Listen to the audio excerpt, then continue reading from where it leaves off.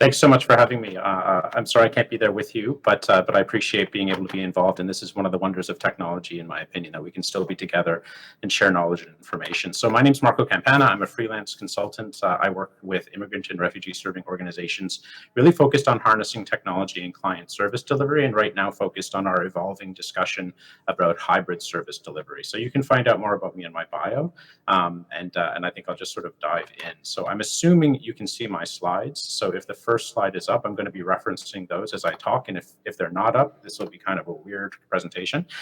So I want us to start with looking at the complexity of our sector. The future of settlement work is about much more than technology, but my focus here today is on technology. So this quick glance, this image really kind of encompasses the complexity of our technology context. It provides a sense of the context we're working in, as well as the competencies and capabilities that we need. So we need to be looking at these with both near and long-term future views and perspectives in mind. At the organizational level, we have to have capacity and literacies in leadership and policy, technology infrastructure, information and data literacy, as well as communications and content capacity and literacy. And our organizational context exists within a broader context of information, funding, communications, and newcomer context. And all of those exist within a broader societal context. So it's big, it's complex, and we need to be aware of that complexity and all of the moving parts. Next slide, please. When we're looking at our current context, we need to think about the components that we need to achieve a future sector vision that's responsible, inclusive, equitable, and effectively integrates technology into our work in our communities. So when we're looking at the immediate future of settlement work, I like to think of it as a bit of an iceberg. What most people see above the surface are the visible uses of technology in our sector. So how we use Zoom and WhatsApp and email and other technology tools. IRCC's future vision floats beside us, partially submerged because we don't know everything about their intentions and vision, but we do know a little bit. But more importantly, there's a great deal that happens and has to be in place below the surface before we see what is above the surface can be effective. And while many of us see what's above the surface, we don't necessarily know how it's being created, how it's being run, or even what's being learned from it. And this represents, in some ways, our sector's knowledge sharing gap. But what's below the surface isn't just about building digital competencies, it's much broader than that. So these are the baselines we need to focus on. And there are baseline individual settlement worker competencies that are not tech focused. Those are our foundational kind of competencies. Community change focuses on community development and innovation. Once again, not necessarily technology related, but important when we're looking even at the question of technology is how we work in our communities. Now, the digital settlement agency is our morphing and our evolving organizational reality. And all of that requires a shift in frontline worker, manager, leadership, and even funder digital skills and literacies and fluencies. So for example, like frontline workers help newcomers with system navigation, you're also now digital navigators in your work. And it's a shift that has already happened over the past 2 years and realistically isn't going to be going anywhere. Next slide, please.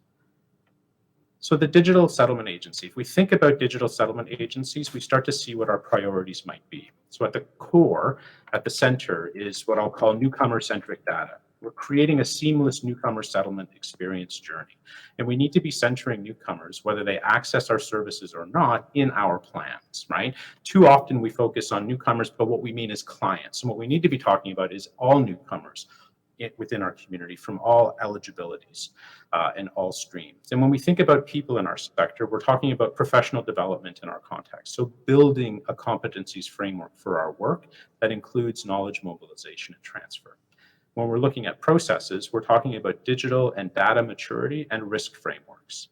So these are the privacy security frameworks, for example, frameworks that we can not only build on, but learn from, borrow, customize, and implement in our sector. There's much that's being done and has been done in other places that we can borrow from. We don't need to reinvent the wheel when it comes to technology. Now, technology in our case needs to be tempered with digital inclusion and equity. And this needs to align, as the previous presenters talked about, with our sector values of access, anti-oppression, and inclusion. And when we're thinking about readiness, this is where we're talking about those baselines in hybrid service delivery, where we have common minimum standards or floors of infrastructure and competencies that no agencies should fall below. When it comes to investment, we're talking about investing in all of those technologies. We can't have strategies and intentions without having the investments in order to make them happen. And data is key to all of that. So once again, in this case, we're calling it the newcomer. Being newcomer-centric means fully understanding newcomers and communities and their journeys in order to make our services seamless for them.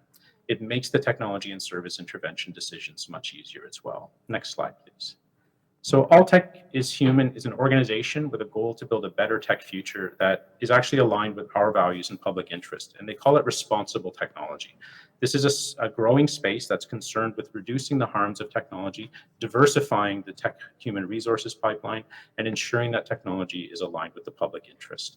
And the simple statement that they come up with is the tech industry is not just for technologists. We all have a role to play here. For example, some have said that no technology project team is complete without a social worker, because social work excels at understanding the entire system while also understanding the needs of the individual. And in our sector, we should think about it as no technology project should be considered complete without frontline worker present. Why? Next slide, please. Because everything we do needs to be rooted in our sector's core values. When it comes to innovation in our future, I like to remind us of where our roots are. Over 20 years ago, the sector created 12 core values, and these must ground and guide us as we embrace innovation and reach for technology solutions now. And these solutions must be aligned with our values. So they have to be accessible, they have to be inclusive, newcomer-centric, newcomer dignity is ensured, complexity is acknowledged. Next slide, please. Inclusion is at the core. Community development and welcoming communities is part of how we do our work. Sector collaboration is a must-have. We are accountable and transparent in our service delivery. We're building prosperous futures for newcomers and communities, and we're combating misinformation and disinformation with authoritative and accurate and reliable and up-to-date content. So if you haven't seen these core values before, they're worth looking at to see how they fit with you and your organization's approach to service, but also how they clearly intersect with the newcomer-centric approach that should guide how we develop any services with or without technology. So what I want to leave you with in terms of a technology path forward is that we must drive that path. It must be rooted in our values, and we can and must shape it by being directly involved in the creation, implementation, evaluation, and iteration of technology in our work, in our sector and communities, and not just leave it up to the tech bros to do it for us.